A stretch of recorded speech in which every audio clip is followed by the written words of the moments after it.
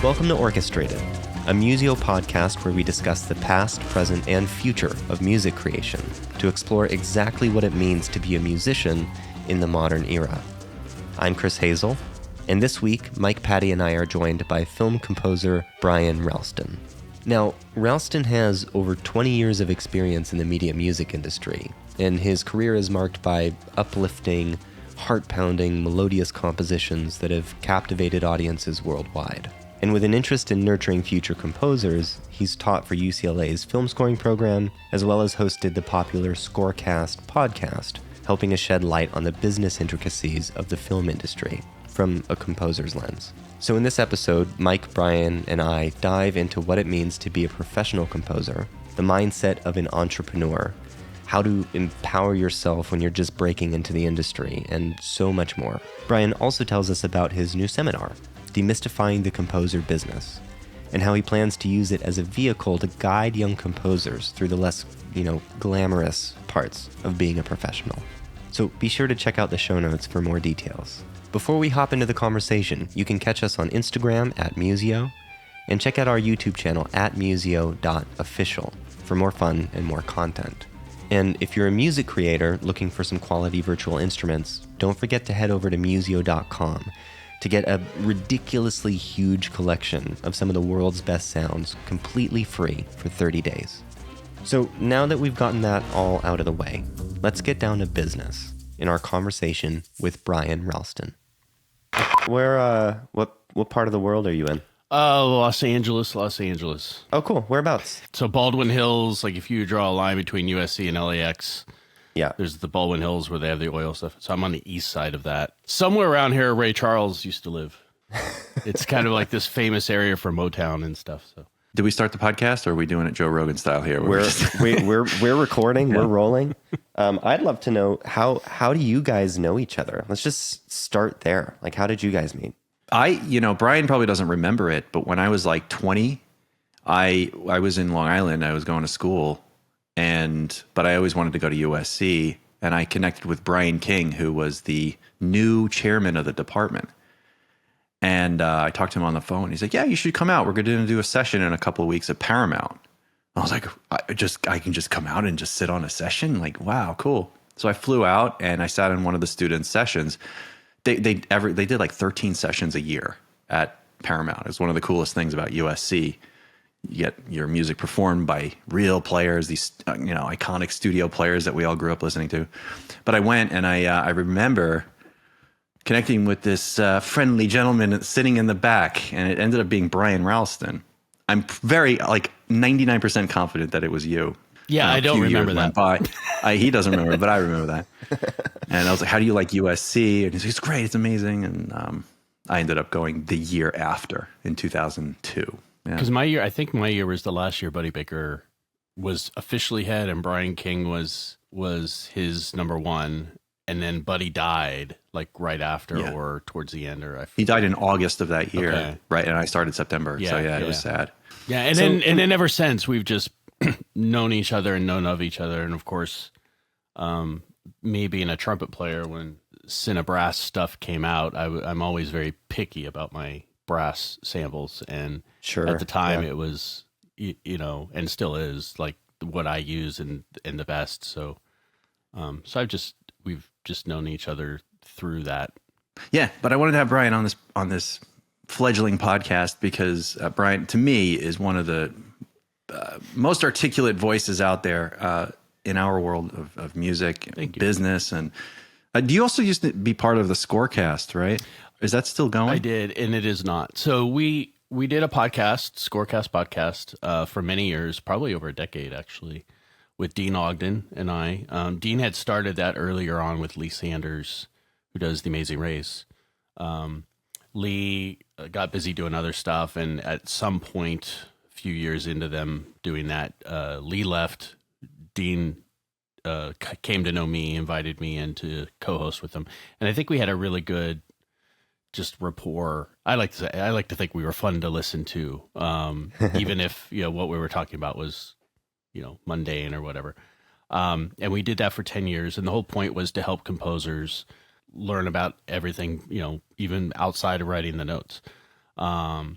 SCOREcast community still exists. The podcast does not. So the communities on Facebook still exist, and probably the most popular one and the one that actively does meetings and venues and activities is the one in London. So, but the SCORE, we shut down the website and we shut down the podcast because Dean's a drummer. He went back, he moved to Indonesia, and he drums for like David Foster and a bunch of people in Asia. And he has a band now that he's playing with and producing, but he's like, I'm moving out of the film music industry. And he's like, I really don't feel like I should be talking about the film music industry when I'm not doing it anymore. So that was kind of the crux of him leaving. And then I just felt like I never found a co-host, that had the same vibe Dean and I had. So we just kind of stopped it.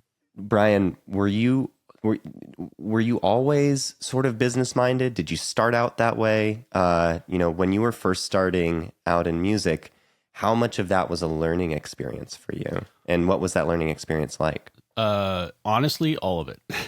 So I've always been in general a good problem solver. And I'm also kind of a calm, introverted person. Even if I'm freaking out on the inside, people on the outside probably won't see that or see very much of that. My wife sees it a lot now, but other than the people extremely close to me, they probably see me as a fairly calm presence, which I think from a business aspect helps, because if you're there to solve problems and you're there to do things, and you're not freaking out about it, it helps everything. Having said that, I'm also an individual that if I need to redo my website and someone, I approach people and they say, okay, that's going to be $3,000. I'm like, I'd rather spend that $3,000 on gear or something for my studio. So I will go learn how to code or do the website or find a template that I can use that I don't have to code to do it. And so take that philosophy and extrapolate that out into all the various business aspects. I basically self-learned a lot of stuff along the way in how to handle stuff. I did my own taxes for many years, until it got to a point where I'm like, I don't want to be the responsible one making a mistake here when you have an LLC and you have other stuff. And it just got beyond where I'm like, you know what, I can hire a professional to do that. But it also means I understand it. I've gone through it. Same thing with the legal perspective. I'm not a lawyer. I'm not an attorney, but now, having taught the business of film music for many years at UCLA Extension, like I've seen enough contracts. I've talked with enough lawyers. I have lawyers from my producing side and from my composing side that I learn a lot from. So that doesn't make me necessarily a lawyer that can practice law, but it means that I can read a contract and I can understand what's good and what's bad about it, and perhaps, save a few hours on the bill of calling the lawyer to understand what this means if someone sends it to me. So From a business standpoint, getting back to your question, it's a lot of just experience and learning from making mistakes and from doing a lot of reading, a lot of talking, a lot of doing on my own. So, if you're a starting music creator, right, which is probably a lot of people that might be listening to this, what are some of the essential skills or knowledge that you would need to succeed? And this is assuming that people know how to compose, they have the gear, all of that stuff. And what we've learned is that's actually a small percentage of what it means to be a professional composer. Sure. Am I right in that? It's sort of like the composing side is always like, that's just assumed that you can do that. Yep. Then there's all this other extra stuff. Yep. And we don't often get taught that. So what are some of those things that we need to, if you have like a list you can rattle off or something? Sure. These are not going to be in any important order, because they will just come to my head. So if the most important thing is last, forgive me. I think certainly people have to have, in this day and age, an awareness of how to use social media. I think people like to get to know the artists that they follow more than they used to. I think people like to see that they're human. I think people like to hear from them in general. At the same time, I think there's a skill there in using your social media as only promoting yourself, because that turns people off, right?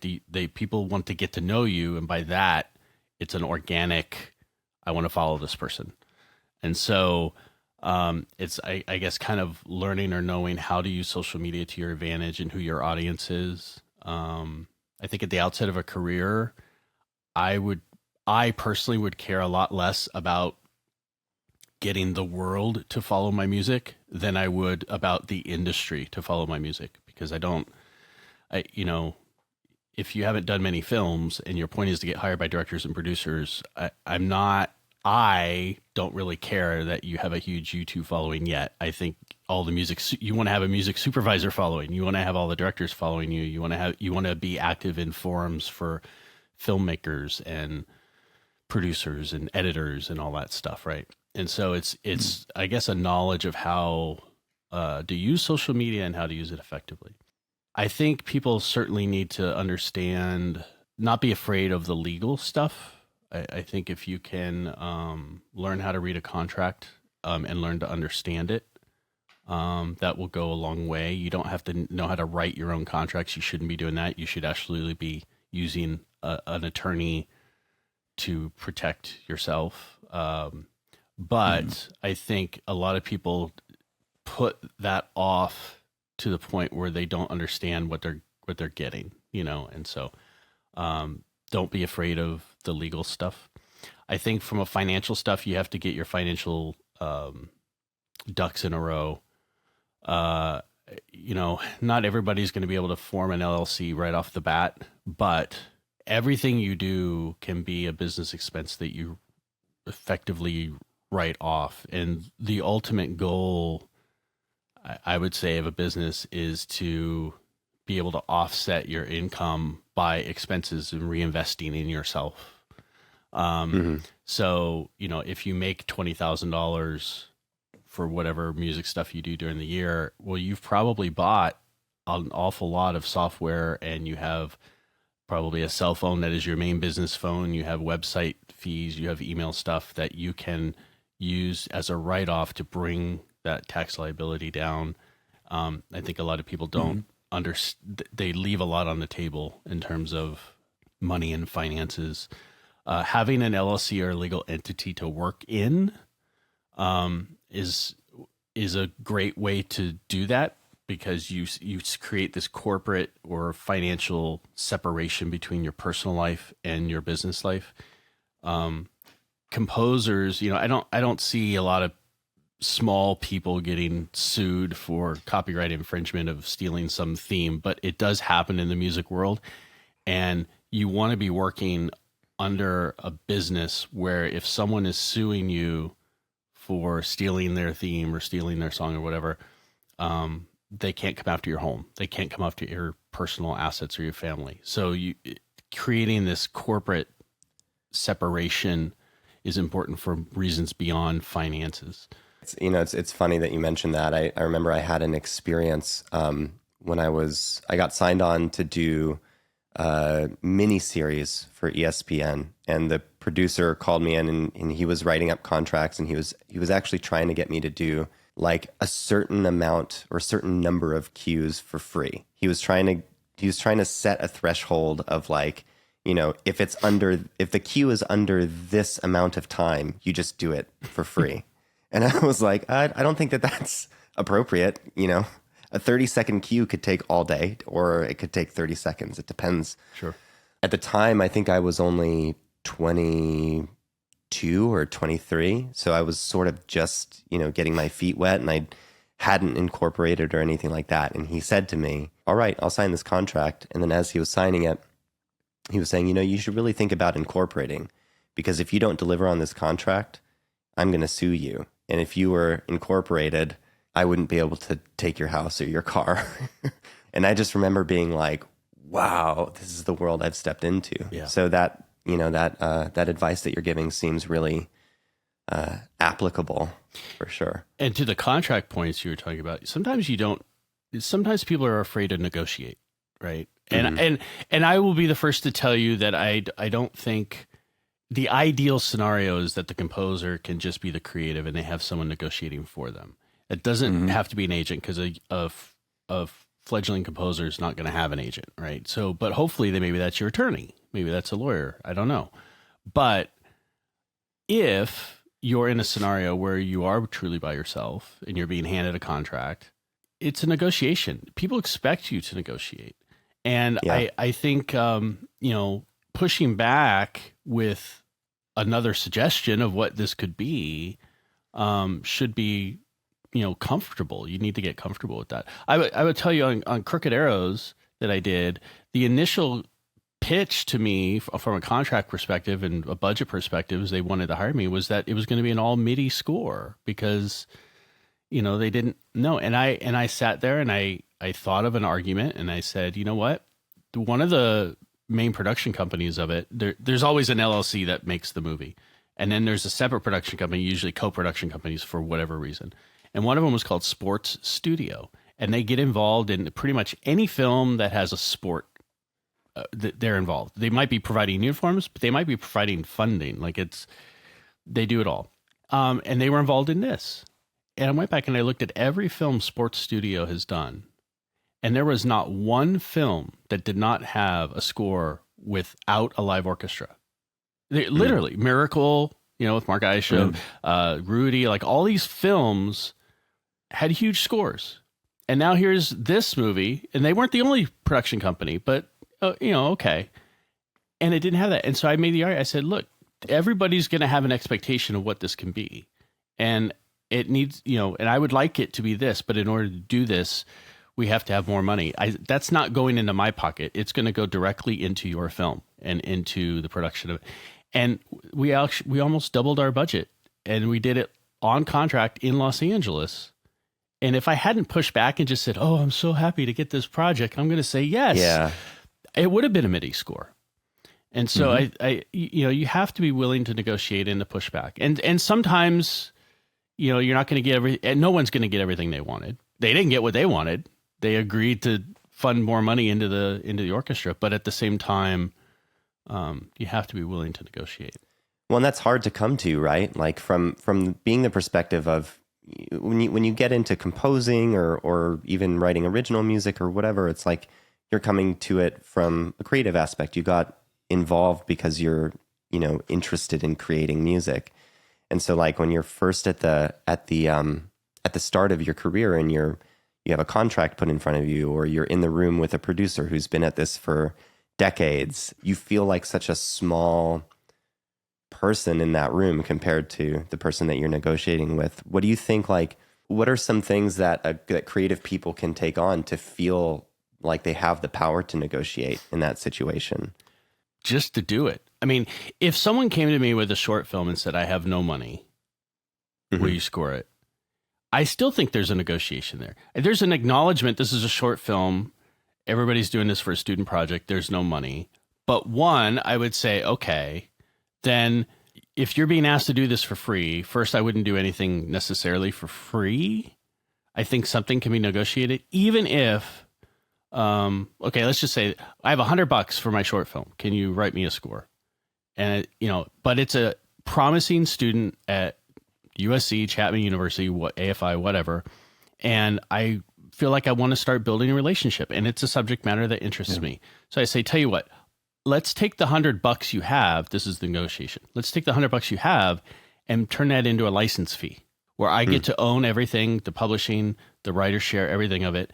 And it's the same $100 that you have, but I own it, and we'll do it that way.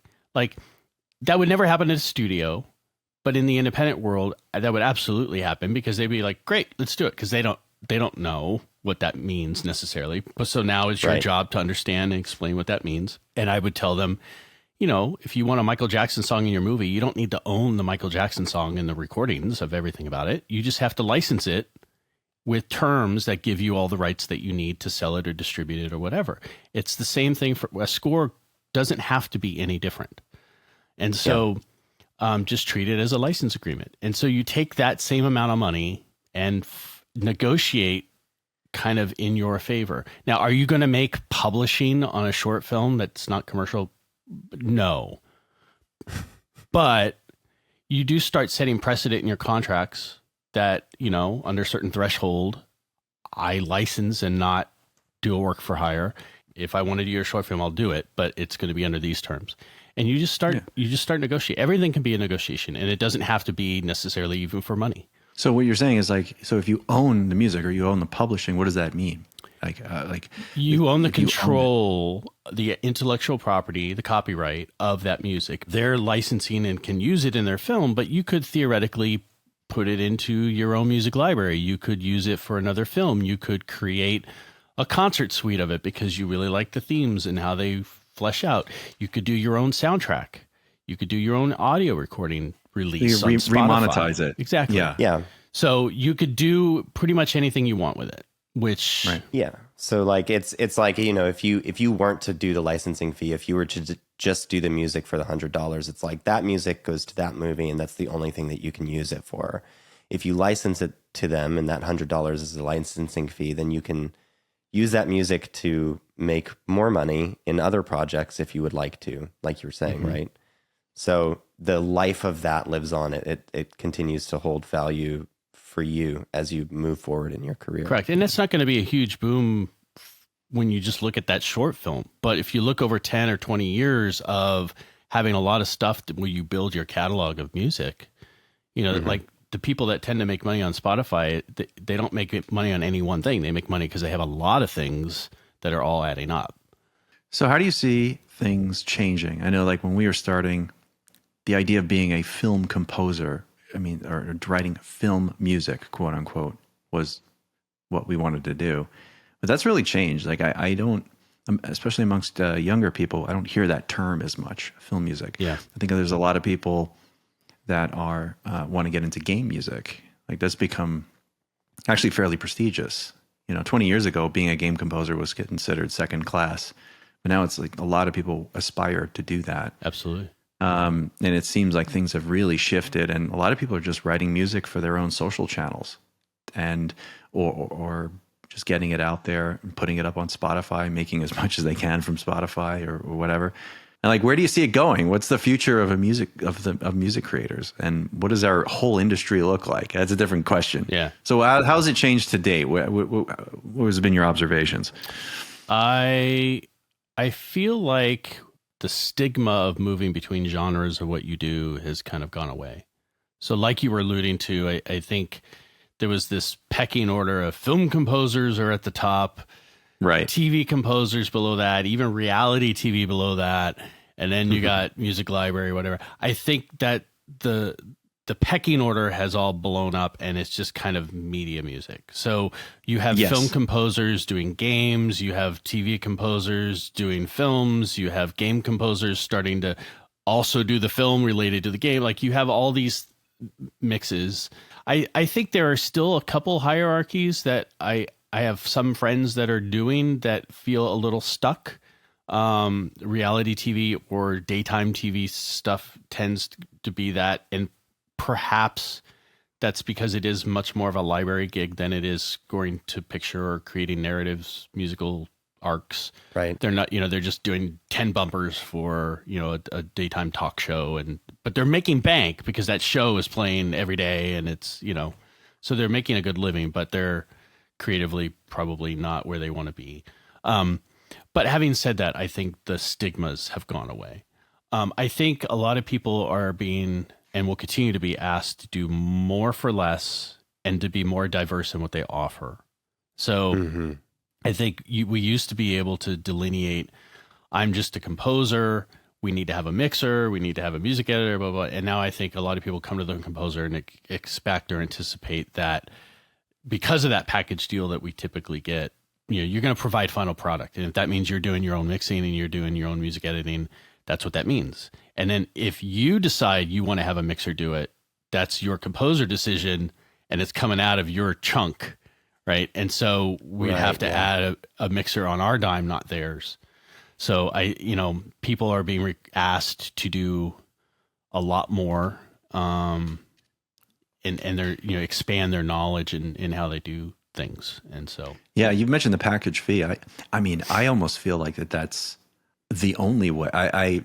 The opposite is to just be hired as the composer and then the studio or someone handles the rest of it. That is such an extremely rare situation. My question is, how do you charge for this stuff? How do you decide, how much to charge for X number of minutes? Or, I mean, do you go by the scope of the project? If it's only 2 minutes, but it's extremely, it's going to be 3 months of work. If it's a big fireworks show for Walt Disney World, which is what I do. Yeah. You charge different rates. So how the heck do you figure this stuff out? It seems like such a unquantifiable thing. Yeah, like that's such a good question. That's such a good question, especially when you're starting out, because you're like, how much is all of this worth? Like when you introduce money into the equation of your sort of creative process, you're like, how do I value this? Because I haven't figured it out yet. I know if I'm working with a repeat client, I know how it's been in the past. Like I know this particular person is really cool to work with. So I know it's not going to be like 3 months of 800 changes, because you would charge differently if you knew it was going to be really difficult. I don't know. Let me dispel the myth that a film score should be 3% of the film's budget. Like there is no actually secret formula out there, right? If they have a $100 million tentpole film and they absolutely know that they want a solo piano score for creative reasons, they're not budgeting 10% of that 100 million for the score, because they know that's not what they want. So there really is no formula. At least people know that. I see that posted a lot, or film score should always be. So it's not. Yeah. But then real life hits you and you're like, I mean, this is a rule of thumb. I've always had like a per minute rate that I kind of would establish, especially if it's something that doesn't have ASCAP or BMI, like video games or theme park music. Is that per delivered minute? Well, you figure out, there's a per minute rate multiplied by the number of minutes the project should be, and then you come up with the package. So this is probably the inappropriate way to do it, and I haven't scored anything in quite some time. But when I was first starting out, especially, I would sort of just estimate how long I thought that the project would take me, and then break it down to basically an hourly rate. Like, I'm okay making X amount of dollars per hour on. There's day rates. I've worked on projects where they just charge you a day rate. Like, I just want access to you for 5 days straight or whatever. Like, that is actually that's the union model in general. Like a film producer, and forgive me for being film. My first answer is probably always film producers, even though we're adding games and everybody else into it. But they, Hollywood works with unions, and they all have day rates and weekly rates. And when someone's looking at how much something's going to cost, they typically like seeing a day rate or a weekly rate. So I need to hire a music editor for 4 weeks. What's that cost? Weekly rate is, $4,000. So that's going to cost me $16,000. Great. We're done. Charging by the minute from the people who are not used to that kind of might give pushback to that. They look at it as a labor issue or your time invested, not the minutes out. Having said that, we all know that, a minute of solo piano takes a lot different than a minute of John Williams, right? And so music is not equivalent in its time that you can do. So I do think you have to evaluate what you're being asked to do, for sure, absolutely. And I would probably steer away from exactly what I was saying in that a day rate or weekly rate to me doesn't necessarily make sense for music. Right. Because of, and you're also going to be asked to redo it 12 times. So, an orchestrator would get paid again for reorchestrating a new page because it's just they get paid by the page. Whereas a composer, M. Night Shyamalan says, I don't like that theme, and James Newton Howard has to do it 38 times. He's not getting paid 38 times more to do that theme. But I guess the per minute of finished music feels like a more appropriate number. I think the game industry, from what I've heard, I've yet to score a game, is more in line with that. It's like a per minute of music rate. But the film industry... Yeah, because they're paying for... They just treat it as assets. Yeah.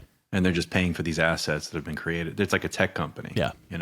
Very much tech. And that's actually, side note, that's actually a lot of the issue coming in with Netflix and Hulu's and all them is that they are really tech companies playing in the entertainment space. So the contracts they're offering composers and things are typically, they get up a composer's eye or you're asking for what? because in the Right. tech world, they're used to owning everything. They're used to not paying royalties. They're used to that kind of a mentality. Well, I was just going to say, I mean, maybe we can dive a little bit into that. I mean, that's been the hot topic right now. What makes it challenging to do residuals on something that's like a subscription model that contains all of this content? And if there's any streaming, how come it's not as high as, say, getting a check from your show on ABC or NBC?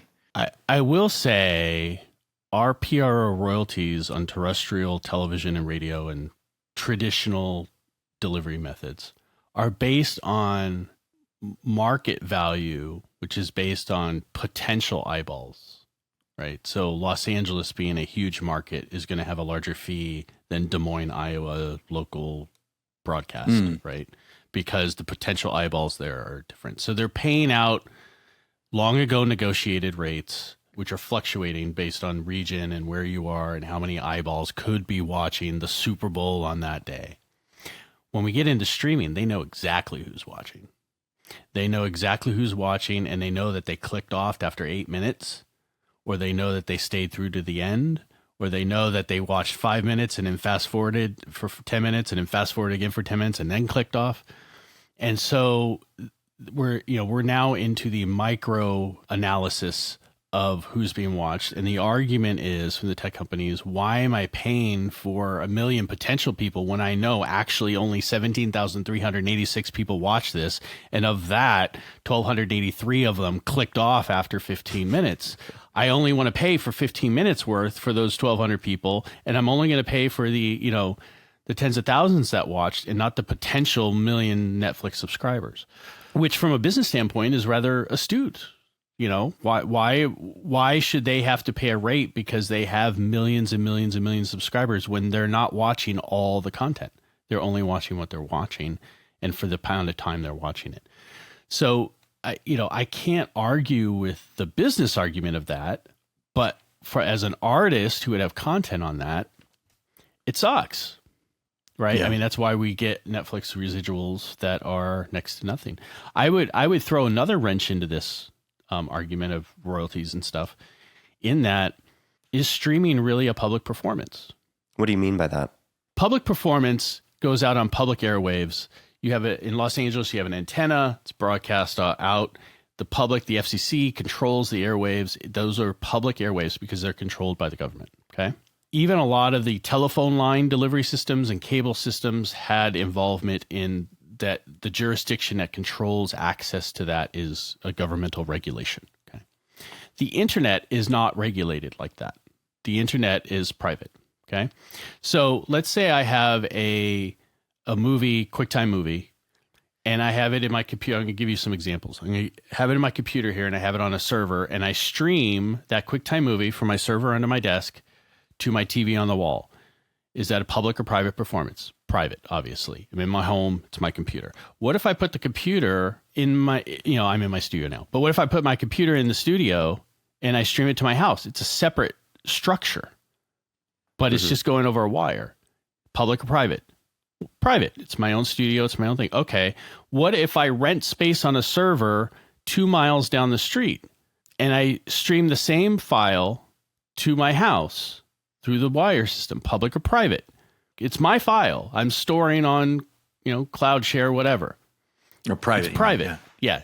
It's private. So same thing. So now expand that again. Netflix has servers. Netflix is a private company. Their servers are streaming their movie to you. Is that public or private? They might be doing that one movie 1 million times to 1 million people, but each individual stream is a private performance. Right. Mm-hmm. So I could argue or could see the argument, does this even qualify for a public performance royalty? It's a private performance to your television from the Netflix server. This is the argument that they ultimately make and continue to make. And the PROs try to negotiate or set a precedent. Okay, this is a delivery mechanism to the public, but they're private subscribers, right? So they have to come up with a different method because I don't feel it really fits in with the same rules and laws that we have of what is a public performance that is due a royalty via copyright law, right? And so we look at the future of royalties and streaming, and to me, it seems, unless we change what we're getting paid from, it seems rather bleak, because while we are getting performance royalties now from streaming, and I think that's good, it sets a precedent that they've started sharing something. I don't necessarily know if it's going to ever really be for everyone like it was on the terrestrial radio or television or whatever, because those markets are being paid on potential eyeballs and streaming is paid on actual eyeballs. So the people that are on a popular show are probably going to make a good amount of money that they could say that's kind of an equivalent of what it used to be. But if you have a non-popular show on streaming versus a non-popular show on TV, I think that non-popular show on TV would actually get a lot more royalties and residuals because it's a potential amount of eyeballs. It's not exactly the Nielsen rating thing is a random sampling. It's not, it's not exactly who's watching. Whereas streaming, they know exactly that only 584 people watch that, right? And so they're going to give you a little share, but it's micro pennies, and you get 3 cents. So do you think that results basically like as composers start to move forward into this new world of streaming, that the name of the game is really like about volume, like how many projects you work on, how much you have out there on all of these streaming platforms? I think the industry in general is a business of relationships. So if you're going to grow and get better projects that are better funded and bigger exposure, that's all about investing in your relationships. In terms of volume of product, yes, if you're a music library composer, if you're someone that is getting paid a lot with streaming and everything else, it's going to be a combination of your upfront licensing fees, which you may or may not take part of if you're contributing to libraries that you don't see any of that. I know there are some out there. Then you're only getting a back end, which is minuscule. I personally, in my head, have just come to a conclusion for myself that I can't count on the residual stream in the future as to being what's going to sustain me. So I kind of, everything I get paid up front is what I'm going to make on this, and anything else is icing on the cake. And if I can be okay with doing the project for myself with that realization, at least now, because I'm not scoring tentpole movies, then I'm happy doing the project, and that's good. So, but there are certain avenues that I don't really feel like I want to play in. Like I really am focused on the film, drama-ish, action-ish, whatever type movies. And so for me, it is more about building filmmaker relationships, which is no different than the volume you're talking about. The more relationships you have, the more opportunity you're going to have to do more projects. But I think, yeah, Chris, you're right. Volume is a huge thing, especially, I mean, if you're somebody who does a lot of, writes production music, we call it, or trailer music, or music that's written with the intent that it'll be licensed later on. I mean, there's people that have done extremely well doing that. Of course, there's risk there because you're just writing stuff in a vacuum and then hoping that it gets licensed. But it's the reason it's so much more valuable is because people will want to just like, I want that piece of music specifically, so you can charge for it. But the guys that have done the best are the ones that have just created the most amount of volume. And that's kind of like, I don't know, I keep obsessing over what the future looks like because, Brian, you just mentioned like income from ASCAP, BMI, CSAC, all these, it's going to dwindle over time unless something major changes. So where are the sources of revenue for music creators 5 years from now, even 10 years from now, if we can project that far ahead? Like, put our crystal ball.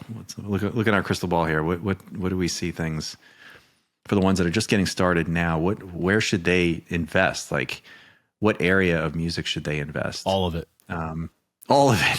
Yeah. Diversify. I still do your own albums for yourself. Do film work.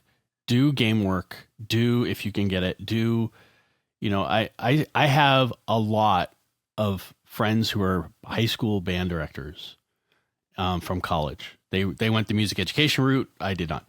I still do marching band arrangements for them when I have the time because it's fun. It gives me a break from the media thing. And, I don't really publicize on my website like that I do that because that's not really my main thing, but it's like a side thing for me, right? And I make a little bit of money here and there, and it all adds up at the end of the day. But diversify, I think, is how, and I would say even diversify out of music if you want. I've always said that the best composers are really filmmakers themselves that just understand the language of music and how to talk. And, I've started getting into film producing as well. Now, I'm not saying every composer needs to get into film producing, but don't be afraid to diversify outside if you feel it's fulfilling or doing something else for you. I've seen people making videos just like, hey, I'm going to write a piece of music here. I mean, it's all over YouTube, and they're actually generating pretty significant YouTube income from, these sort of contemporary music producers. And, I'm thinking outside the film music world, it's just people making really awesome music. They might be like live streaming it, or they'll just talk about some new plugins, and, many of them get like affiliate marketing, and there's all these other things outside you got to take your blinders off and see what else is out there in the music world. And it's pretty massive. Yeah. I mean, I fell into the whole sampling thing. I never thought I'd do that, but it's this great thing that's been able to support myself and my family so I can still do the fun projects that I get to do whenever they come in the door. Cause I personally can't live off of that stuff alone. Even the top LA studio musicians who are making good money doing their studio recording work, almost all, I guarantee you, they have or have had private students on the side. Yeah. Not only to perpetuate the next generation of whatever, but just, it's the play income for them because they are the first call musicians. But that's a lot of people diversify in what they do when it comes to music, and I don't think that's a bad thing. And I think musicians generally enjoy not being pigeonholed into one thing too. I know some country artists who are getting a little tired of their own country stuff, and they have started, I'm putting out a jazz album. It's like, oh, are you stopping the country? No. I'm just doing a different thing. But it's also like, I think, one of the key things is like whether we like it or not, musicians are entrepreneurs. Yes. And a good entrepreneur is like looking for where the opportunity is and where the need is. And it may not necessarily be perfectly aligned with what your dreams and aspirations are, but you're seeing where the opportunity is, and then you go all in on that.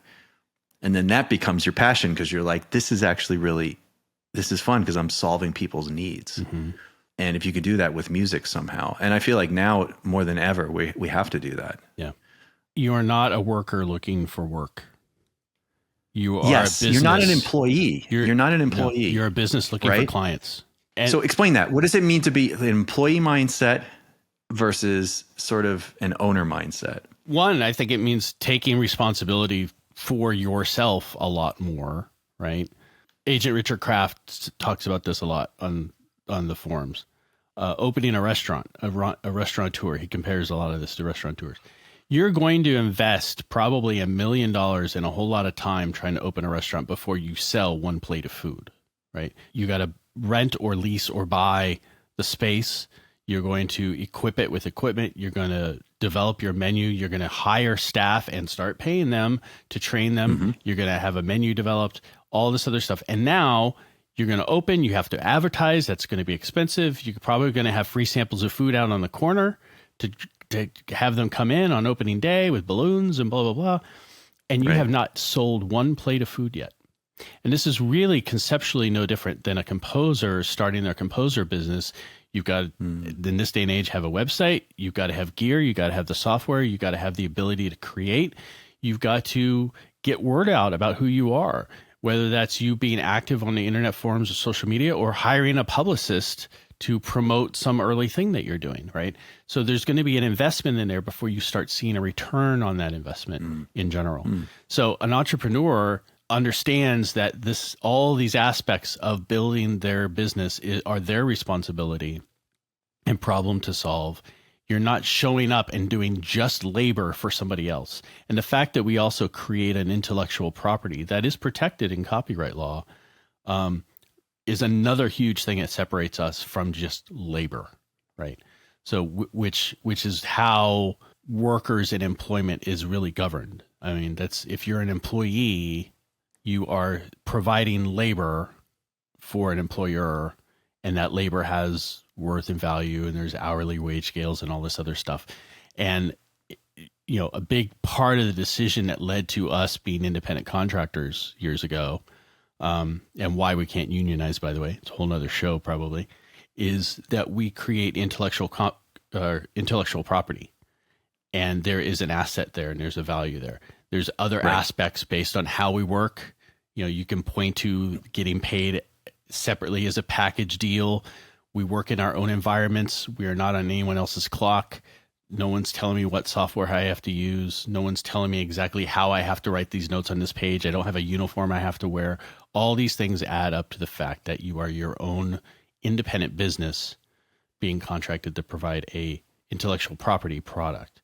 And so the definition of an entrepreneur from a legal standpoint can be different, but that's ultimately all those things lead to the fact that we are our own business. Yeah. Now, the counter to that would be, I have friends that work for video game companies, and they're paid a salary, pretty decent salary, but all their gear is owned by the game company. They actually have an office there. They got health insurance, all this great stuff. So how does that work? I mean, they're not entrepreneurial. I mean, in that situation, because of all those differences added up, I would argue they are employees. And I would argue them, even as composers, with that employer, could probably unionize if they wanted to, because they meet those definitions. So now, why wouldn't we all be just? What's the difference? Just why would you just want to go that route? Where you can just get a job or try to maybe encourage employers to treat us as employees so that we get this steady salary and steady stuff, or keep things kind of the way they are and pursue this sort of way of life, I suppose, at being an entrepreneur. Why would you do either one? Why would I go the entrepreneur route, and why would I go the employee route? What's the benefit of being it sounds like a lot of risk to be an entrepreneur. It is a lot of risk. It's a huge amount of risk. And the ones who risk the most actually reap the most benefits in general. Having said that, I think most people tend to be risk adverse, especially when it comes to money and stability. And, I think showing up, doing your job, clocking out, having the weekend off, I'll deal with that on Monday. Is a lot safer and certainly requires less, I don't want to say less effort, because I don't want to demean workers that way. There's a lot of people do their job respectably, but it is a lot less risk. I mean, I guess that's it. Having said that, an employer can come in on any given day and just lay off a workforce without notice if they really wanted to. Mm-hmm. Right. And if you were exactly, and if you were, I mean, look at the pandemic. You had, not political, but you had the government telling workers, you cannot go do work. You cannot do this. You must stay home. Right. And people that were working from home and were self-sustained in general, probably that impacted them very differently than people that had to go into the restaurant and be a server or whatever, right? Or go into their office and work. So I think there are pluses and minuses to both. I think there's a different amount of risk to both. But I think for me, and I think one can only decide this for themselves, but for me, I think the freedom of being my own boss and being self-sufficient or striving to be self-sufficient is beneficial. I'm not going to lie. My wife has a corporate job that is very different than mine. It's probably the yin and yang of why we get along so well and do things.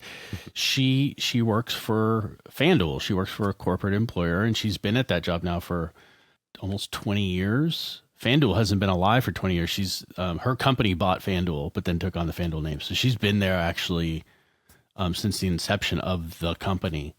And there's a lot of stability there. Buying a house, banks hate me.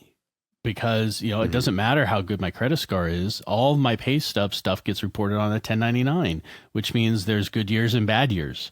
There's good times and bad. Hers is like 20 years of a W-2, and they're like, oh, we like that stability. But I think people see that stability the same way when they look at jobs. Yeah, it's not like there's a pro or a con. Like it's, you gotta take a look at yourself and like, what are you willing to do? Yeah. And I think that not everyone should be an entrepreneur. I mean, it's not like. You have to be a little crazy there's something wrong with you, I think, to be able to be that irrational, because you do have to make irrational choices. And a lot of the people that I've seen are really successful, especially in the music, like the film music world, the guys, the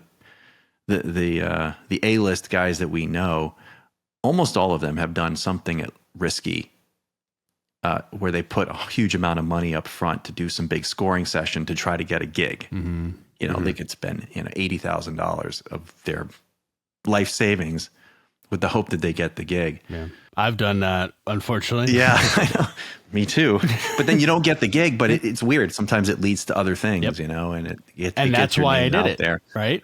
Because I'm like, in reality, I know I'm probably not going to get this, but the people doing the hiring are, they're going to make other product. They're going to do other things. They're going to go on.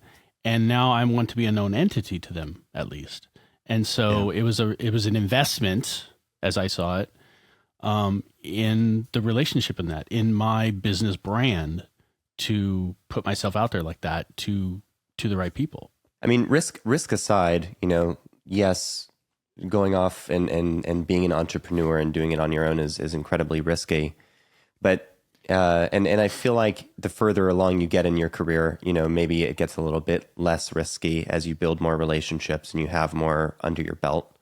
But like when you're just starting out, if you're just sort of dipping your toe into this world, how do you deal with what you were saying, Brian, about how when you're an entrepreneur in this way, you don't necessarily have a stable paycheck. You don't know where your next paycheck is going to come from. Yeah. One thing that I always found was that, you actually end up working a lot more, because even when you're not working on a job, you're working to find the next job. And that's a lot of time spent that you're actually not getting paid for. Mm-hmm. And then the next job you get might not actually pay that much, but you're kind of moving from job to job. And I know that can be just really difficult to navigate for people. So for people who are sort of staring down that barrel, maybe not sure like where to start, where to go, how to sustain themselves during those initial years, like what would be your advice in that part of the career?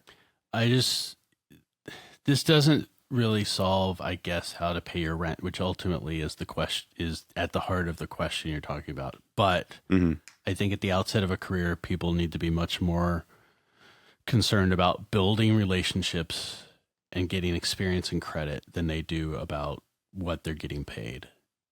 I realize that can be easier said than done. I don't want to sit here and feel like this is an easy thing. Like people need to pay for food and they need to pay for a roof over their head, and LA is not a cheap place to do that. So if that means you need to keep, as Mike said earlier, keep your day job that does pay your bills, so that you have some freedom in every waking minute of your not day job time to do some short film work, to do music assistant for someone. Maybe that, you're having two jobs. You have the job you're not getting paid for, or not getting paid much, to assist somebody. Maybe you're the night shift person coming in to do all the backups and whatever. And then you have the day job, and then you're figuring that out. If you live outside of Los Angeles or outside of a media hub and you feel like you need to move there to do that, I don't disagree with that, but, save up a chunk of money so you have a little amount of time to come here and give it a good, wholesome shot. Right. But I think diversifying, keeping that day job, there's something cathartic in that. I had a friend who now does a ton of music for TMZ and Ellen DeGeneres and all these other daytime stuff. He's making bank on his PROs. He worked at a bank for many, many years, including when he first started out. And that bank was like a web data entry job for him. And it was easy, but it paid his bills. And then at night he would go home and every minute would score short films and do filmmaker things and work on his website and demo and everything else. And burning the candle at both ends, right? Exactly. And and then he got to a point where he was making enough money with that, and the PRO started coming in enough with that he was able to quit his bank job, and he just built off of that. So I really do, don't be ashamed at all that you might have a Starbucks job or a bank job or whatever it is. In fact, if it's not in music, it might be a little healthy for your brain to get away from the music for a little while. So you feel, you don't want to do a whole day's worth of, like, in my opinion, Joanne Kane music copy stuff that's like, it's like doing math all day.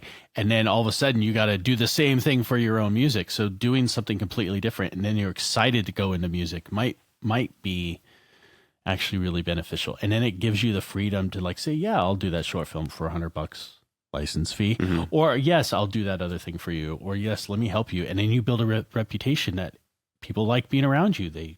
You say yes to everything, and you do it with a smile, and you will build on that. And at a certain point, the money will start to change, and to your benefit. What's your opinion on this? I mean, one of the things that really helped sustain me early on when I was married and I had my first kid was writing additional music for other composers.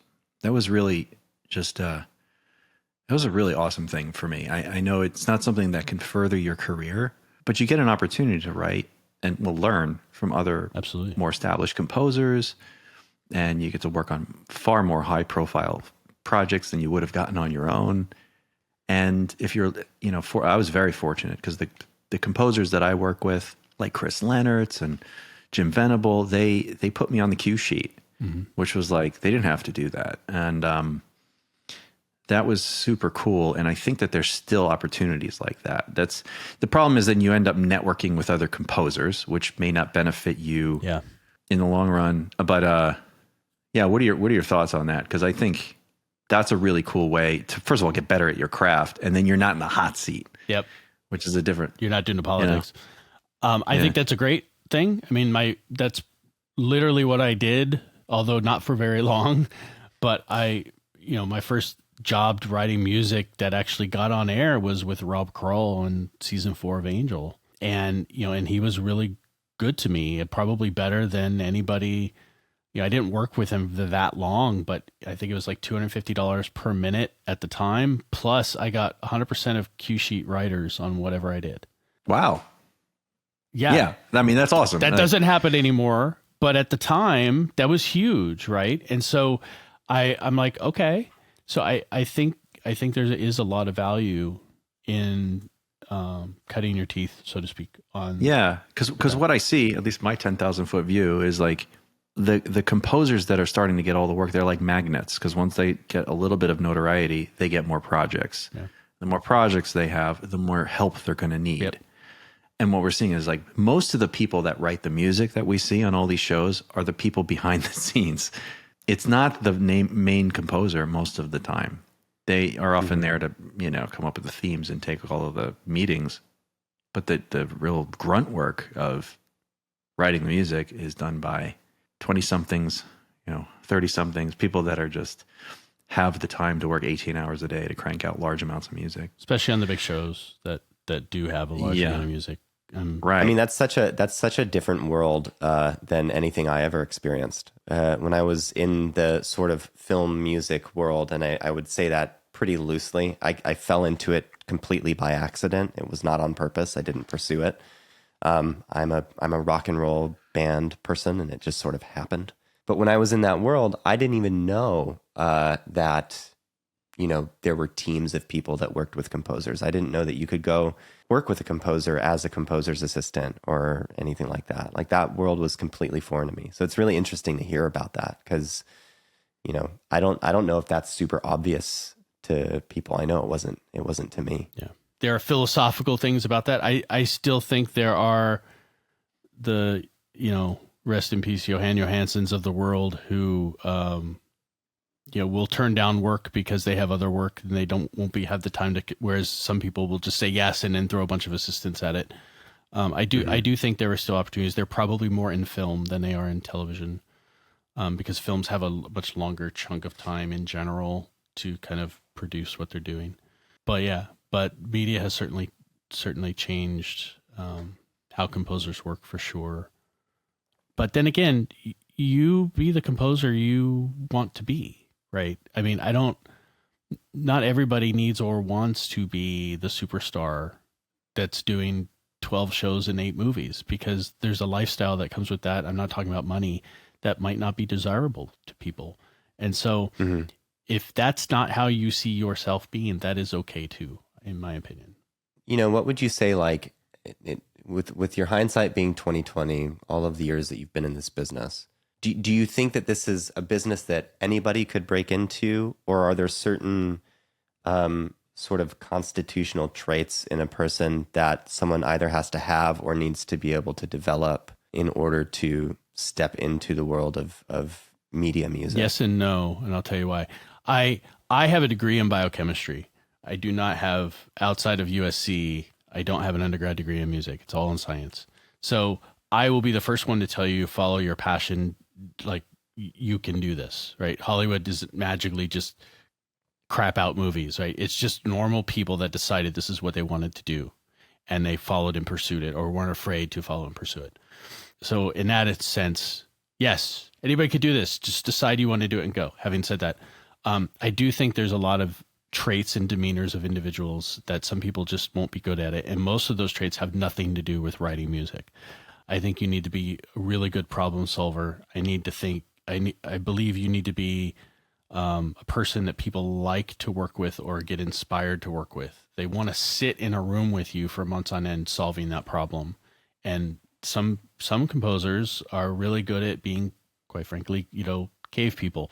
And we don't have a social graces to kind of deal with the politics or deal with individuals in our space while we are creating. And I think you have to, it's a collaborative art, and you have to allow that, right? I've done films where I've been here by myself in this room on this computer, and it's sending stuff digitally. Right? And for me, that's fun. It's great. I get to experiment and not embarrass myself by going off on a tangent that doesn't work. Having said that, I've also done a film where the director has sat on that couch behind me the entire time, and I'm not even done playing an idea, and he's like, no, notes should go down, not up. Like, I can't even get the idea out without someone interjecting. And while there are kind of limits, and sometimes I would say, can you go take a nap outside? I'll call you in an hour. You have to be willing to put up with that kind of collaboration, because everybody's different. So, I also think people who aren't good at the business can really sabotage themselves in having a successful business as an entrepreneurial composer, right? So I do think there are these traits that have nothing to do with music that you kind of have to be good at. But I'm not going to say that you're not able to get good at that. But some people may truly have to change their personality or their soul. I'm an introverted person. I am not very good in a crowd, but over the years, I've had to force myself to try to be more personable in a crowd. I have a face that if I'm just calm and relaxed, I probably don't look approachable. And being 6'2" doesn't help with that, right? Because I'm a bigger person, and I guess my deadpan face is kind of like I'm angry or something. So I have to work when I'm in a crowd of people to try to have a smile or be approachable more. And I have to be socially aware of what my challenges are with that. So again, a lot of people aren't socially aware. And so they just, I do think there are some skill sets that people have to have. It seems too like there's just an aspect, I feel like, where it's like, you have to love it so much to the point where you're willing to develop these skills and willing to learn how to do things that you're probably not very naturally good at. And you also have to be willing to do it, especially for a time in the beginning, whether or not you make money. It has to be something that you enjoy doing so much that you're going to do it, whether you make money or not.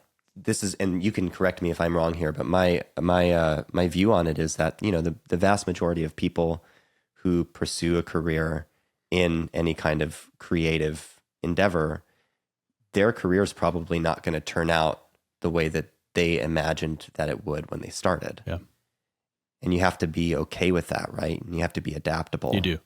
But a college advisor once told me, when I told him I was changing from biochemistry to music, and I was talking with the music person that was helping me do this initially, and they literally said these words. I will remember it like it was yesterday. but you would be giving up a career path of financial prosperity for one of financial destitution. And it took about 3 or 4 seconds. And I said, do you think I was becoming a doctor for the money? I wasn't. And at the time, and I'm not doing this for the money either. Like, there is potential successful film composers to make a lot of money. Yes. There's potential for media composers to make more money than symphony concert composers, perhaps, right? But you can't be doing it for that. Absolutely. You have to be willing to do it because this is what you have to do. And whether you are financially successful, you can still be, successful for yourself, your soul, that this is what makes you happy. This is what you have to do and put out to the world. And I think you have to be okay with that at a bare minimum. And also back to what you were saying about diversifying, like even to what you're saying about diversifying in mediums. I think it's really important as a creative person to keep your blinders off, like you had mentioned, Mike, and keep your eye out for different opportunities. Because to use myself as an example, I've been playing in bands since I was like 13, 14. I've been touring, writing albums, releasing records. My trajectory that I was pursuing was, a musical artist. I never expected to end up having a career. I don't know why this thumbs up thing keeps happening for me. Are you guys seeing that? The AI is watching your thumb. I know, it's just keeping an eye on it.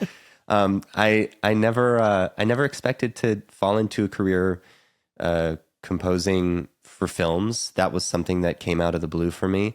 I certainly never expected to fall into a career doing video marketing for for cinesamples or like sample companies or anything like that.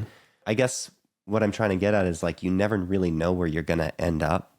And there are so many opportunities that could come up that you may not have seen if you were just solely focused on one thing. And they actually might be opportunities where you might be happier than if you had ended up where you thought you wanted to. Very true. Right. Very true. Well, since you all mentioned AI, shall we switch to that? That's our favorite subject. I listened to your last show on that, by the way. Oh, yeah. Yeah. And I have an idea for you. What are your thoughts? I told you I had an idea for you. Ooh, I want to hear it. For Musio.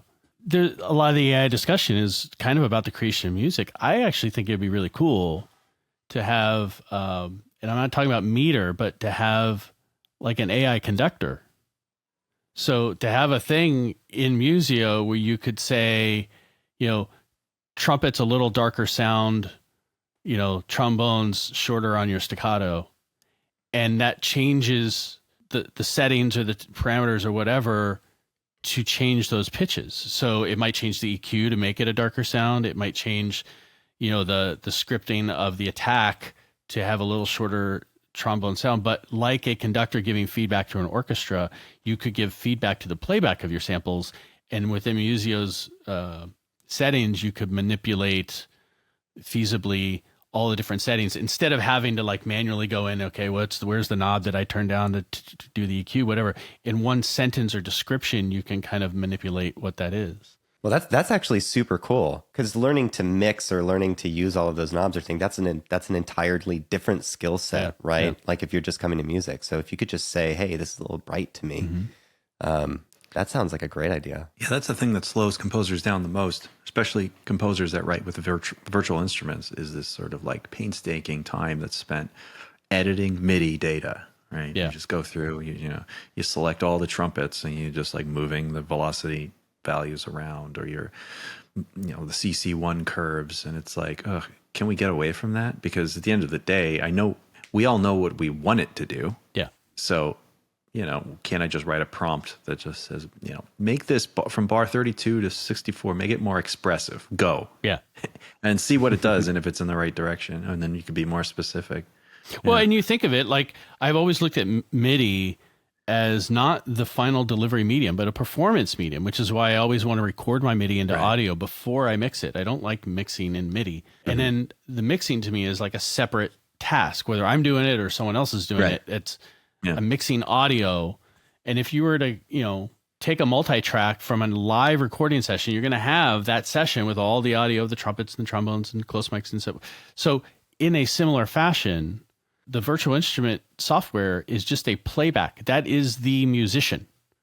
That is playing back. So let me be the conductor and give feedback to my musicians about how to play those notes and about how I want them to be. And I do think you can kind of transcribe that, what they are saying, into what does that mean? Okay, make these darker. Okay, maybe the EQ comes down a little bit. Make these, trumpets, can you be more distant with that? Maybe that plays with some of the, the algorithm on the sound or whatever to make it sound further away. So that might be an interesting way that's not writing notes for you. That's not coming up with note ideas, but that is certainly allowing you to, with words or a prompt, tell your virtual musician how to play that differently. So it's kind of like, AI itself won't replace composers, but composers using AI will replace composers that aren't, right? If they're using the tool correctly, yeah. Yeah. The other aspect, one thing that your other AI discussion didn't get much into, which I think is huge, and this is more on the business side of AI, is I think what's going to kill AI for media composers, and when I say this, I'm talking about the AI composed score, not the tools we're talking about using. What will kill that is copyright, because in copyright law, there's already case precedent that copyright is only for human created content. So now we have to get into what is human created content. Is a prompt enough to be considered human generated content? And in general, I would argue, and there are some cases, that a prompt to say, write dark, moody music, and then a dark, moody melody comes out, that's not enough of a prompt to have written the melody. You're describing the melody, but you're not musically writing the melody. If you write C to B flat to A, whatever, then you're writing the melody. So AI music that just generates based on a prompt and a mood in a description of something, to me, is not human created content. And if it's not human created content, it's not protected under copyright. And if it's not protected under copyright, then the industry that needs to own all this stuff to control it and sell it and make money off of it is not going to be able to own it and control it and sell it and make money off of it.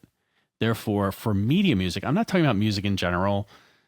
YouTube's going to have a prompt, create this, and you put free music under your videos. That's different. But for film composers, AI created scores in general, and again, from the composition aspect, copyright is what's going to slow that down, or the ability for it to not be copywritten. So I think the law needs to catch up, and we need to be vocal about to our, to the SCL and Recording Academy and all these people, that they need to lobby that AI generated music, generated notes really should not be eligible for copyright. That will kill the whole copyright composer, threatening the human composer thing in this business, in my opinion. Well, the only thing would be that then companies would start to just they don't care about copyright. They just want the content. True. Warner Brothers in their Batman movie is going to care, but YouTube or industrial music or, things that sell product, even commercials that maybe don't care, they won't care. So it's still going to displace composers, but the art creating of game scores and movie scores and all this other stuff in general that have copyright protection as a movie, they're not going to put not copyrightable music. Yeah, we've seen this already. I've seen game contracts that say no AI tools allowed, and if you're hiring a composer. Well, it sounds like you're saying maybe AI generated music might replace like library music. Yeah, not so much the film composer or the game composer who's composing something specifically for a project. Yes. Now, how do you feel? I know that there are people around the AI conversation, especially as it pertains to copyright. I know that there are a lot of people out there who think that the world would be better without copyright law when it comes to music, that creativity would flourish without copyright law, if people were able to kind of do whatever they wanted in the music world. How do you feel about that? Have you heard that argument at all? You might as or- well say you don't have property, Yeah. go all the way. I have heard the argument, and I don't agree with that. So Just for the record, I don't either. Mike hit it on the nail. I mean, at a certain point, what is the point? So, we don't live in a Star Trek world where there's no money and nobody owns anything. And we're, so I'll keep this USA centric, even though the audience of this podcast I know is worldwide. But the United States doesn't make a lot of anything. We might design the computer by Apple in California, but it's made in China, right? We might build components or in the computer or in a CAD modeling here and design the intellectual property of something, but it gets built somewhere else cheaper and then imported back in. So one of the key things of business in our country is the creation of intellectual property. We create it in the entertainment that we make. We create it in the products and the computers and cars and designs for things that we do. And then we export that intellectual property around the world. So to have that argument in general, it defeats, to me, kind of the main economic engine of our country.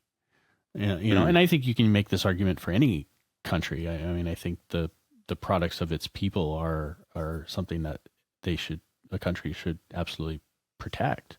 If anything, I think there's an argument to have stronger copyright protection laws, because by protecting the copyright of the people that what we're creating, our key export to the world is copyright, entertainment, our stuff we come up with. We are actually supporting business, and we're actually supporting small business. Every composer and engineer you hire to do that music mix, there's a tree of people under them that typically get hired to help support that or do whatever. So lobbying a legislator, you can certainly make the argument, and the SCL should be on this, the RIAA should be on this, NARAS should be on this. Lobbying legislators to protect copyright and have stronger copyright protection is really just protecting small business. And either side of the political aisle, in my opinion, small business protection and getting behind small business is one thing most people tend to get behind if they can be made to believe that it is impacting small business. There's a lot of money and lobby power for big business, of course, but small business is the engine generator of our country, and which is why it gets puts a fire under my butt when I see things like the California's AB5 law or whatever, which is the thing that makes it harder to be an independent contractor. Because to me, independent contracting, that is small business, right? And so we should be doing everything in our power to empower small business and not the big business owners who are only hiring employees, and then, empower our workers to do their own thing and to have incentive to grow at it and to reinvest in themselves and their business. Most people working in this thing, you're not Taylor Swift. They're us doing as much as we can to hire as many as we can. You're not Taylor Swift? Absolutely not. I thought we were talking to Taylor Swift. Mike, what's going on here? Next episode, right?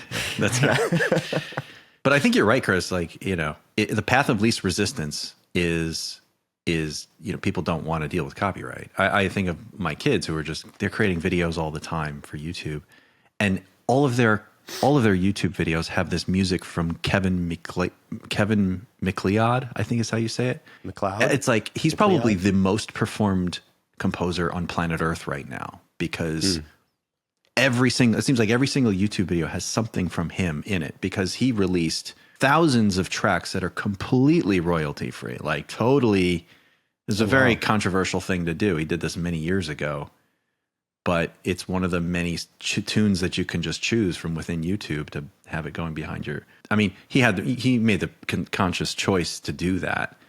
Yeah, I think the path of least resistance is that's where everything will go if there's no protections in place, because people just want to be creative, but it'll be short term, because then if no one's benefiting financially, then it's just gonna. That makes sense. So that's a tough one, because from one angle you could look at the AI thing and being able to generate music that can be used in other people's creative endeavors on YouTube as a positive thing for the music world, because it, instead of people going and ripping off other people's songs or people having to put up royalty free music, people like YouTube creators can just get it from an AI generated algorithm And then maybe, I don't know, what would you look at that as a positive thing, or would you look at that as a negative thing, taking away a revenue stream from library creators? Yeah, I think they make a lot of money off of all of YouTube, TikTok, Instagram. I mean, that's the future, in my opinion. That's where things are going, is these platforms. And I think there's money to be made there. But I don't know how much. That's a whole... Yeah, how much? Because, so I use Artlist.io, right? And I pay a subscription to that. And just like with the streaming services with Netflix, I would imagine that if you have your music up on a big, giant sort of repository of licensed music, that you don't make a ton of money off of each time that somebody downloads your music.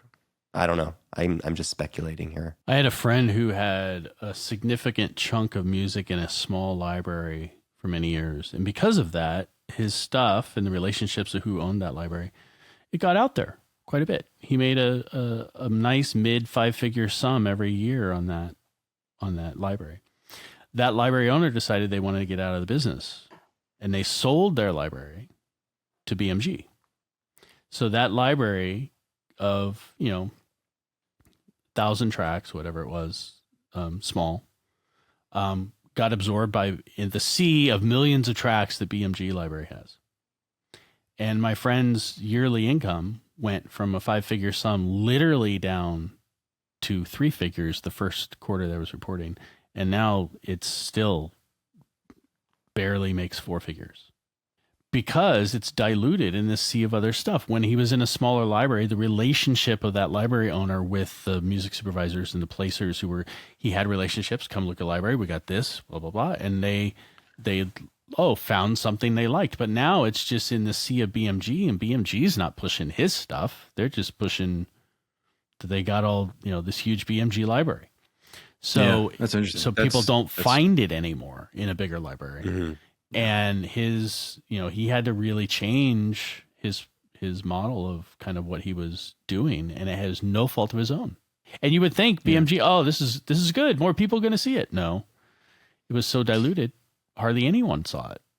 No, that's interesting. Yeah, because these smaller companies, like I wrote a lot for Audio Machine, which does a lot of like movie trailer stuff, but they're boutique. Yeah, and it's those relationships that Paul Dinlatier, the owner, had with all of the trailer houses, and they charged a fee. It's like, you want an Audio Machine track, this is what it cost, because they knew they were getting quality, Mm-hmm.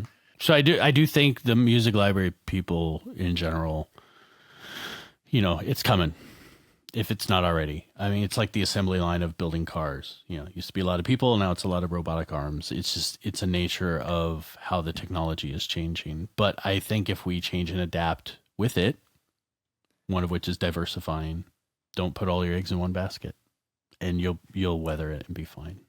For both of you, and especially for you, Brian, like, is there anything that you would want to leave listeners with as the piece of advice that you would give to people who were just sort of wanting to get into this business or just dipping their toe in? In general, I think a lot of people get really excited about the music, the DAW, the tech, the virtual instrument. Don't ignore the business. Don't ignore learning about the business of what you're doing.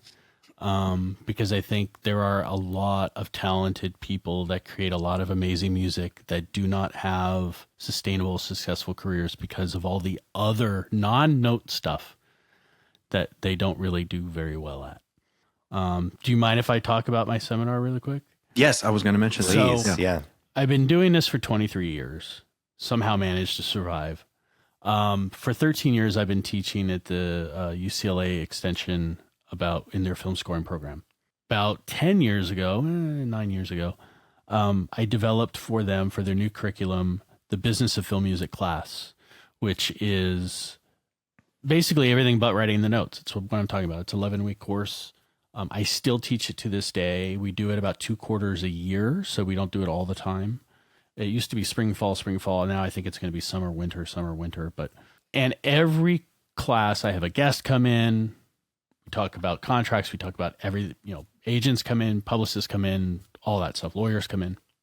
But I still feel like, not a lot of people have access to that. And there's still a a way that we can spread the knowledge more with composers about the business side of this. So I've decided to embrace the technology we have today. Thank you, pandemic, and offer some individual seminar workshops or courses, whatever you want to call them, for composers about the business side of it. So if you go to filmmusic.business, that is the website in its entirety, filmmusic.business. Starting in February, I'm offering 2 courses. This is a little bit of an experiment for me. So if I change my model in the future, forgive me, but I feel like I'm going to do 12 hours. I'm going to do 2 days, 6 hours a day, basically a 3-hour, 1-hour break and a 3-hour. I'm not pre-recording these. I'm doing them live like I would do any class. So you have interaction with me to ask questions and everything. I'm going to do them a week apart. So if you're signing up for a group 1 or group 2, you would be like a Sunday, 9 to noon, take an hour off for lunch, come back, 2 to 5, 1 to 4. And that's day 1. And then I let you sit with the material for a week. And then the following Sunday, we come back and do day 2. So you can sit with it. You can rewatch stuff. Everybody that takes this course, which I'm doing kind of for $395, which to me is a steal. What you're going to get a work for hire contract. You're going to get a license agreement contract that are real world usable, created by lawyers. You're going to, and you can take that with you. We're going to go through the language. We're going to talk about that. We're going to talk about spotting, cue sheets, spotting notes. You're going to get templates for those things to use. You're going to talk about communicating with a director and how to talk with them. We're going to talk about budgeting and orchestras, union versus non-union, what those numbers typically look like. I have a contractor that's going to speak with the group for a little bit of time. So you'll get that introduction to a contractor as well. And then my attorney is actually going to come in and speak with everybody for a half hour. And she has offered anyone that takes my course will get a free 30-minute consult with her. She will not charge you, and you can save that. You don't have to use it in a month or anything. You can save that and use it for anything. You just reminder that you're in my course, and you're getting 2 contracts and 30 minutes of a lawyer's time just for taking this course. That's awesome. You'll get all the keynotes that I put up. You will get recordings. We're going to Zoom record whatever the seminar is. And I'm going to learn as much from everybody as, from them as they hopefully do for me, because this is the first time I've done it. So for people that listen to your podcasts, I'm going to get $50 off.